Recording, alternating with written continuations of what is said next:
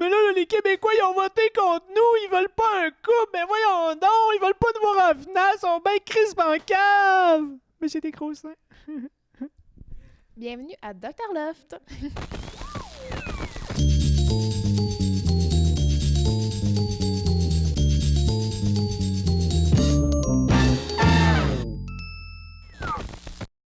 Bon, cette semaine, un des sujets de l'heure, ça a été pas mal le choix d'Arcadio et de Cynthia par les Québécois. On a vu bon, qu'à l'intérieur du loft, ça a fait beaucoup de remous. Ces deux lofters-là pensent vraiment que les Québécois les ont choisis pour du fait qu'ils étaient en couple. Donc, ben, à la limite, ils se sont pas vraiment analysés, j'ai l'impression, parce que Arcadio, il y a eu vraiment un air de cul là, toute la semaine, là, comme on a dit. Là.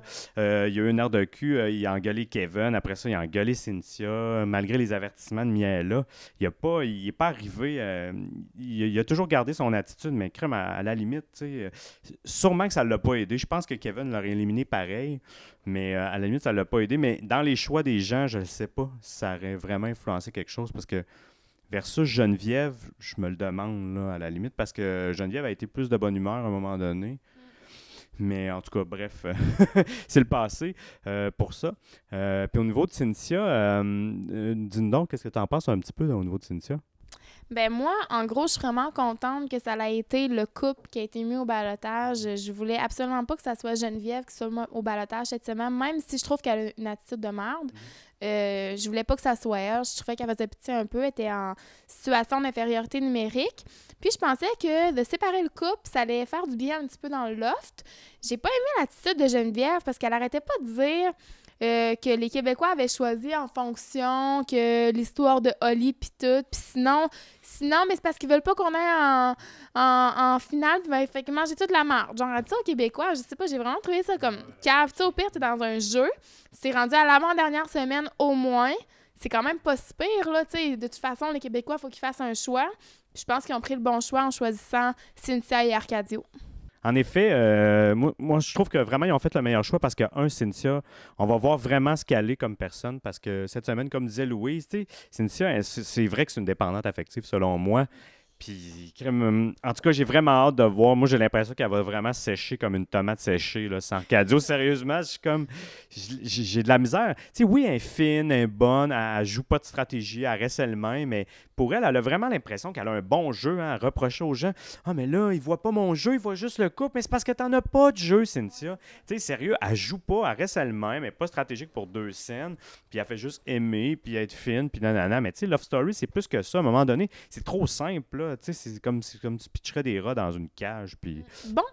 Maintenant, parlons de Charles-Éric, qui, d'après moi, est le meilleur joueur. J'aime tellement la façon qu'il joue. Par rapport au bouton rouge, là, parlons-en, là, je suis tellement contente qu'il soit allé. Tu sais, il a risqué de peut-être sortir du loft parce qu'il savait pas c'était quoi la conséquence dans le fond. Je trouve que c'est un joueur qui joue à 100%. Toi, est-ce que tu serais allé peser sur le bouton si c'était dans le loft? Oui, moi aussi, j'y serais allé. Moi, en tout cas, selon moi, je pense que j'y serais allé parce que j'aime, tu sais, je veux dire, je suis un peu audacieux, puis en même temps, il y a peu de chances qu'il aurait sacré quelqu'un dehors. Tu sais, à la limite, on commence à le savoir, puis les conséquences, souvent, c'est beaucoup pour créer une genre de petite ambiance. Mais quand tu es dans le loft, t'es peut-être pas, à un moment donné, tu viens tellement couper du monde extérieur que ça se peut que tu sois plus protecteur. Tu sais, comme Geneviève, le maître, il arrêtait pas de pousser dans le cul, là, comme tu me disais tantôt. C'est vraiment le maître, on dirait vraiment qu'il a fait ça pour Geneviève, pour y sauver le cul. Mais non, elle avait vraiment peur, puis pourtant, il insistait à aller, Geneviève. Tu sais, je me dirais, crème, si le maître, il pousse tant que ça, il pousse jamais le maître quand c'est des choses vraiment, tu sais. Fait que, mais bon, Geneviève, elle a été sauvée quand même. Puis Charles-Éric, ça lui a fait, le poste de patron, ça a été vraiment le fun. Tu sais, c'est à cause de, dans le fond, le courage de Charles-Éric a coupé la tête d'Arcadio, là, parce qu'Arcadio, c'était lui le patron cette semaine. Là. C'est lui qui avait l'immunité. Fait que, tu sais, s'il aurait un petit peu mieux défendu son territoire, façon de parler, ou son bouton rouge, ben, il serait encore dans le loft, puis il serait encore avec Cynthia. Oui, j'approuve ce que tu dis, sauf que je pensais à ça tantôt, tu sais, comme le bouton rouge, moi, je serais pas allée parce que c'est la dernière semaine de Love Story, puis il reste 5 personnes. Tu sais, comme qu'on disait tantôt, c'est beaucoup de personnes, là, 5 personnes pour la dernière semaine. Fait que, tu sais, le fait qu'il y ait un bouton rouge et une conséquence, moi, il y aurait une petite cloche qui aurait sonné, ding, ding, ding. Ça se peut qu'il sorte quelqu'un, tu comprends? Donc, moi, j'aurais fait comme Geneviève, même si, dans le fond, on a vu qu'elle l'a regretté, là. Quand on a vu que Charles-Éric avait la conséquence d'être patron et d'avoir tout l'argent, tu voyais à la face de Geneviève, c'était comme what the fuck, vraiment, qu'elle se disait, j'aurais vraiment dû y aller. Mais coudonc n'est pas allé, puis heureusement, elle n'a pas été sortie du loft. Mais continuons sur Charles-Éric, qu'est-ce que t'en penses, toi?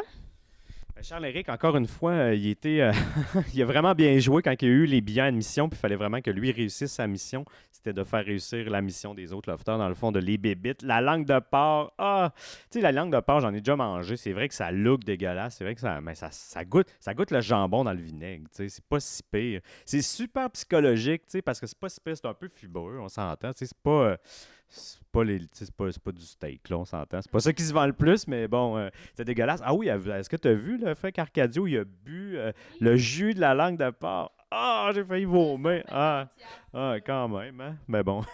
Ben, c'est pas si pire, c'est du jus de porc, mais bon. Mais à ce niveau-là... oui, ben c'est ça, pour en venir au billet, c'était hot les lofters, comment il était en sacrament après lui. Après, là, tellement, là, pété une coche solide, là, les deux seuls qui n'ont rien fait, qui comprenaient pourquoi Charles-Éric a agi comme ça.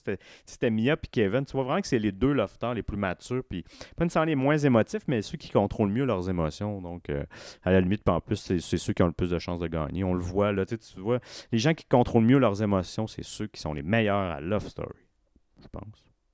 Bon, mais on se laisse là-dessus. C'était Catherine d'HollywoodTiki.com et... Dr. Loft! Bye bye!